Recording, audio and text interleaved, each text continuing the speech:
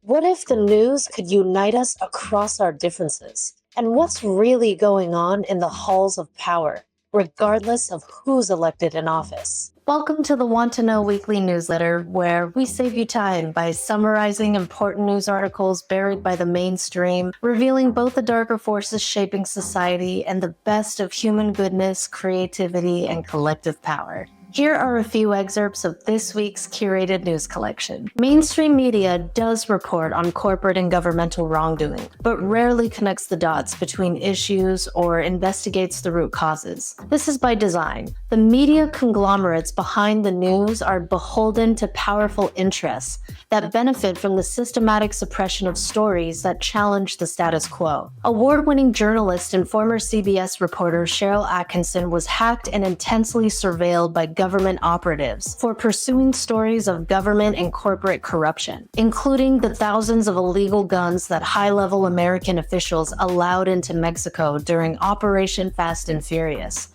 In April this year, she spoke to the U.S. House of Representatives Judiciary Committee about the importance of a free press to report on ethical wrongdoing, especially by our federal government. Yet what she discovered is that wrongdoers in the federal government are protected by laws that shield them from accountability, and intelligence agencies can exploit telecommunications firms and wiretapping laws to conduct mass surveillance on citizens, journalists, and political figures with little oversight. Automakers like Ford Motor Company are now developing technology to turn cars into tools for mass surveillance. The company is pursuing a patent for technology that can enable vehicles to track the speed of nearby cars, capture images, and send this data to law enforcement and insurance companies. We've summarized news articles in the past about how automakers can collect intimate information that includes biometric data, genetic information, health diagnosis data, and even information on people's sexual activities when drivers pair their smartphones to their vehicles. The automakers can then take that data and sell it or share it with vendors and insurance companies. As cybersecurity threats become more advanced, with Toyota recently announcing that a significant amount of customer information was stolen and posted on a popular hacking site,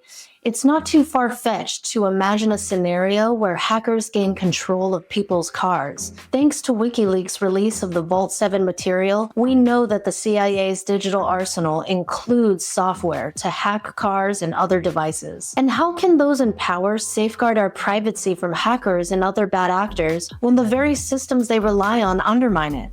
Clearview AI was hacked, exposing a client list that included hundreds of police departments, the DOJ, and ICE who used their facial recognition technologies. While Sharyl Attkisson has investigated government corruption and mass surveillance, she's also received recognition from the Emmy Awards for her groundbreaking reporting on the hidden agendas of drug companies, and she outlines her core discoveries in a new book, Follow the Science: How Big Pharma Misleads, Obscures, and Prevails. What she found is that drug companies will often hire ghostwriters to author studies promoting a new drug, exaggerate benefits and downplay risks, and then pay a doctor or medical expert to sign their name to it. Even Dr. Marcia Angell, former editor-in-chief for the New England Journal of Medicine, one of the most prestigious and influential medical journals in the world, once said that both the public and physicians have been repeatedly deceived to believe that drugs are much better and much safer than they really are. Even a single researcher's misconduct can have far-reaching consequences. A prominent researcher published fraudulent studies on the use of beta blockers before surgery, leading to widespread adoption of this practice in European and US guidelines. However, a 2012 inquiry revealed that he had fabricated data, and subsequent studies showed that beta blockers actually increased the risk of death after surgery. This widespread reliance on falsified data contributed to an estimated 800,000 deaths over several years. We trust our government to establish scientific safeguards, yet all too often the government itself undermines the scientific process. Despite billions in funding, the US government's National Science Foundation has struggled with rampant scientific fraud, with 44% of trials containing false data and 34% of federally funded scientists admitting to misconduct. Bias is introduced as researchers often align their studies with political and bureaucratic interests to secure funding. Well, the news isn't all doom and gloom, and it never is. When it comes to safeguarding democracy, we suggest that the most fundamental barrier standing in our way is the polarization poisoning our conversations. For example, in Nigeria, Muslim and Christian residents have remained mostly divided, living in separate neighborhoods and voting for different political parties. Yet when Nigeria's government didn't do anything about the country's stark inequality, nationwide protests united Nigerians across religious and ethnic lines.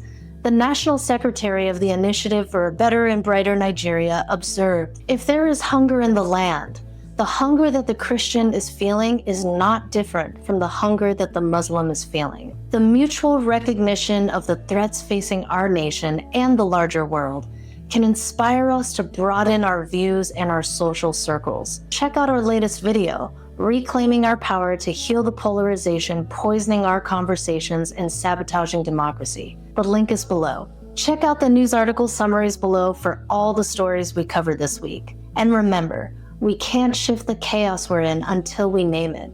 When we can clearly recognize what's pushing us in our personal lives and as a society, we already have a degree of freedom from it.